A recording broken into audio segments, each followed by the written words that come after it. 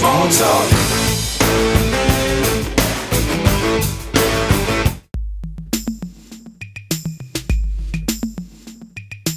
Genesis boss. Who's the one Genesis member that has ruled all of these weird chord changes in style, mixing instruments, sounds, lyrics, ideas, everything? To answer that, we need to talk about parallel universes. And I really mean it, literally. In this universe, Phil Collins is the one with the most successful solo career. But what if there were universes where Anthony Phillips was the Phil Collins of that universe? He will be Phil Phillips. No, that doesn't work. What am I saying? Shut up. Okay, if that were to happen, Ant needed to play stadiums or something.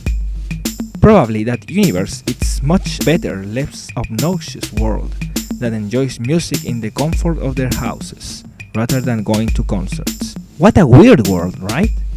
But I kind of dig it. Everything is quiet, nobody in the streets, and the world keeps moving in full tranquility. No one bothers others. I can say that I don't see Peter or Mike so far from Phil's popularity. Even Steve Hackett with his GTR project, and that puppet video that no one understands. Even Ray is one that could work.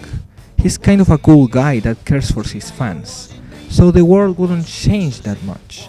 Yet the most puzzling Genesis member has got to be Tony Banks. Almost every song has his signature weird chords, sounds, progression, even in the biggest hits that Genesis has.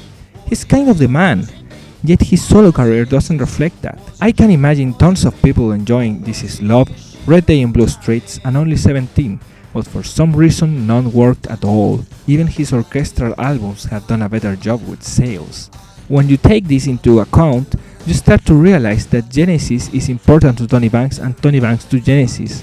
How can someone do so horribly bad as a solo act, yet get all the prizes with Genesis? I mean, it's not like the others do all the work.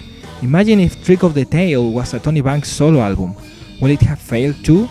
Boss. Now, let's hear it from the band. Who is boss? Tony's boss. I'm really the band leader. I do all the writing. So in conclusion, Tony is the leader. They said it. He has nothing to prove. By the way, Calling on the Stations was kind of a success in Europe. Most of that success came from Tony Banks' songs. Yet it didn't do much because music went to shit after 1995. Calling on a Station wasn't actually that bad, or was it? Maybe too many people hated the song. Small talk.